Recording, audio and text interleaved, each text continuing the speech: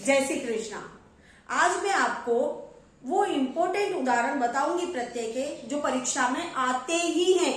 आप विश्वास मान के चलिए कि मेरे जो वीडियो अगर देख लेता है बच्चा तो उसके परीक्षा में कम से कम 10 या 12 प्रश्न तो बैठ ही जाएंगे। और क्योंकि मैं जो भी बताती हूँ प्रत्यय भी आज जिस प्रत्यय के बारे में पढ़ेंगे उसका एक उदाहरण आता है और मैंने कुछ उदाहरण और लिख रखे हैं। उन उदाहरण में भी ये इस प्रकार से आते हैं। ये 10वीं बोर्ड की परीक्षा बहुत ज्यादा पास में आ चुकी है, तो यदि आप एक बार भी वीडियो देख लेंगे मेरे सारे तो आपको पास होने से कोई नहीं रोक सकता। तो आप लास्ट तक बने रहिए तो आपको बहुत जल्दी से समझ में आएगा। देखिए आज मैं ठक प्रत्यय के बारे में बता रही हूँ। ठक प्रत्यय यानी इक प्रत्यय कहलाता तो ठक है, लेकिन जब हम उसे युक्त करते हैं उस प्रत्यय को मूल धातु और प्रत्यय को जब युक्त करते हैं तो वो इक से युक्त होगा। ठक आएगा लेकिन इक से युक्त होगा। इसमें जो शब्द है वो मूल जो शब्द होता है वो भाववाचक होता है। जैसे धर्म प्लस ठक, तो ठक तो है लेकिन आएगा वो युक्त होगा वो इक से। थोड़ा सा आपको माइंड में रखना है बस का इक लगाना जरूरी होता है यदि ठक आ जाता है।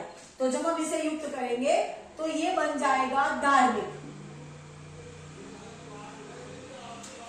उसी प्रकार शब्द प्लस ठक, देखिए शब्द प्लस ठक, तो जब हम शब्द और ठक प्रत्यय तो आएगा लेकिन हम इसे इक से लगाएंगे तो इसका हो जाएगा शाब्दिक।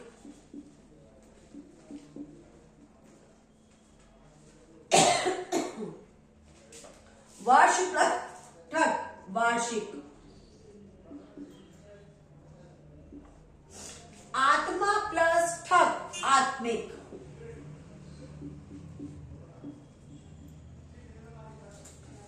ठक का मतलब ही होता है इक। देखिए इक इक इक और इक सारा इक आ रहा है, लेकिन आपको परीक्षा में पूछा जाएगा तो परीक्षा में ठक प्रत्यय लगाया जाएगा। यानी ठक का मतलब आपको जब इसे युक्त करें तो आप इक का प्रयोग करें। उसी प्रकार लौकिक, देखिए ये लौकिक शब्द मैंने इसे युक्त करके दिया है और इसे हमें क्या करना है मूल शब्द और प्रत्यय से अलग करना है। तो हम इसे मूल शब्द और प्रत्यय से अलग करेंगे तो इसका हो जाएगा लोक प्लस ठक। लगाना आपको ठक ही पड़ेगा, इक नहीं लगा सकते, लेकिन जब युक्त करेंगे तो हम इक लगाएंगे। उसी प्रकार शारीरिक, तो शारीरिक का होगा शरीर प्लस ठक। ये तो हमारे कुछ उदाहरण हो गए।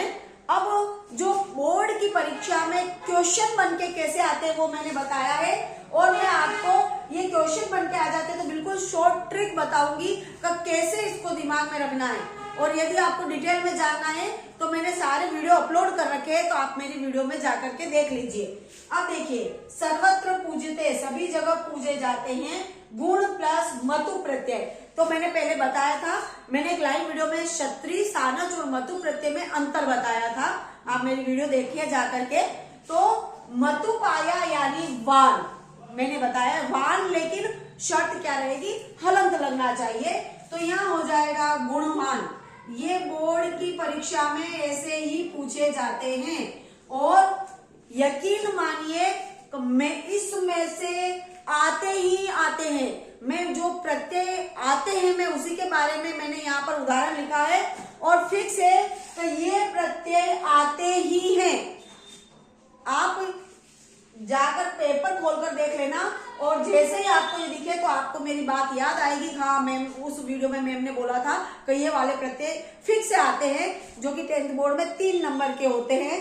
उसी प्रकार सप्ताह प्लस ठक, मैंने एक उदाहरण बताया सप्ताह प्लस ठक, लेकिन ठक का हम इक लगाएंगे तो यहाँ हो जाएगा साप्ताहिक।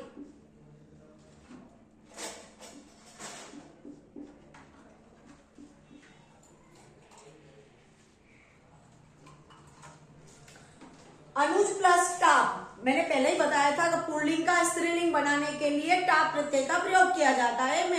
मैंने स्त्री प्रत्यय के बारे में भी अपना वीडियो बना रखा है, तो आप देखिए जाकर के डिटेल में। तो अनुज प्लस टाप, करना कुछ नहीं है, इस टाप का आ करना है, आ की मात्रा लगानी है, जो आगे व्यंजन दे रखा उसमें आ की मात्रा लगानी है और कुछ भी नहीं करना है।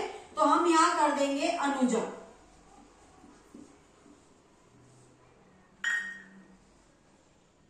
तो ये हमारे 3 नंबर तैयार है। मतुप वान गुणमान, ठक इक टाप आ की मात्रा लगानी है।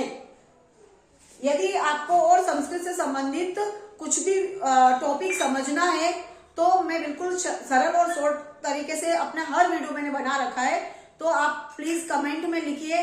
तो जो 10वीं परीक्षा नजदीक आ चुकी है और कोई आपको टॉपिक समझ में नहीं आ रहा है और आपको समझना है तो कमेंट में लिख दीजिए, ताकि मैं आगे उस पर वीडियो